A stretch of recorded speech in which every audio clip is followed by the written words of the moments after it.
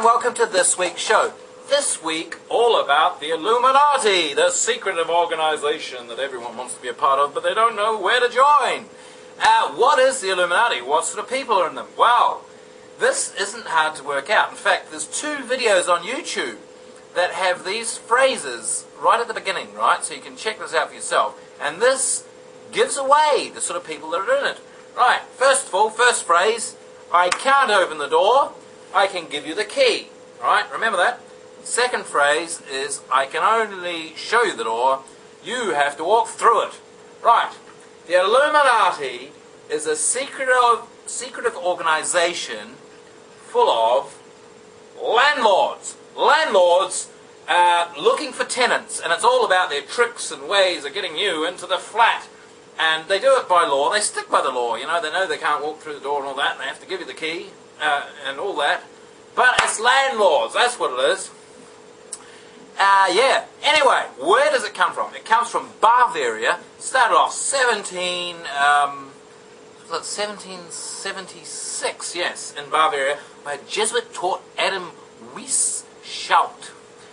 They were free thinkers, people who were seen as a threat to the government of Europe at that time.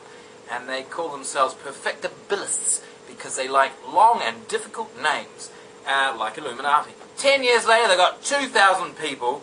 However, we don't know if they survived into the 19th century. Well, I've had a dozen interviews with them in the week, and boy, they're an odd bunch. They love to spell their names backwards. In fact, apparently at meetings, you are called by your name spelled backwards. So therefore, and here's a bit of trivia, right? This is quite interesting, actually. There has never, in the whole history of the Illuminati, been anyone called Rob has been allowed to deliver a speech, right? And neither has anyone called Don been allowed to oversee the counting of votes. And apparently in the Philippines, the Filipino chapter of the Illuminati, if your name is Yan, you're not allowed to oversee the counting of votes either. Just 3 little pieces of trivia for you. Asked one of them, why all this, when you do the voting then, you do nay and yay or yes and no.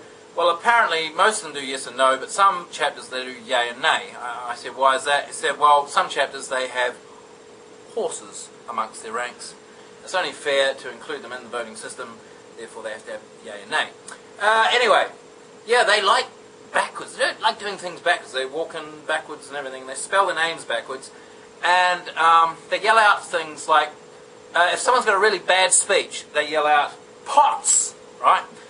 And apparently, if they happen to be bringing out the sandwiches from the kitchen at the time, it can lead to a lot of confusion. And all of a sudden they go, what, the casserole or the stew? Don't you want the sandwiches now? Oh, I don't know. Whatever. You know, they just get all flustered.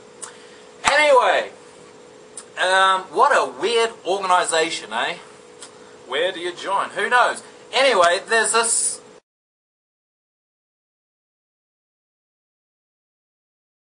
bizarre one chapter called the in the District of Columbia in America, right? And it's called the Name of the Eldest Son chapter.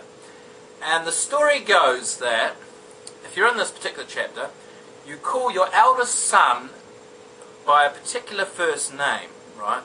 Now, the child, of course, has no idea what the relevance of his name. It was a very strange name. Until he gets old enough and he joins the Illuminati like his dad. And then it's all is revealed, right? And then, as the story goes, they change their name. And it's at the age of 22, right? That's the age of initiation into the Illuminati. So I thought, well, this sounds like a bit of a tall story. I'll go and check it out. So I flew to the District of Columbia to check it all out. And I went to the Office of Births, Deaths and Marriages, and I looked up all the birth records in the District of Columbia for the last, 300 years.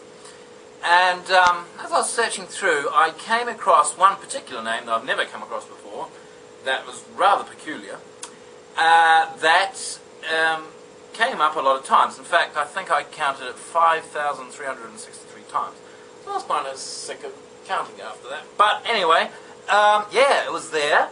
And then, in all of those cases, in fact, when they turned 22, they changed their name to another particular name. And in every case, it was the same name that they changed the name to.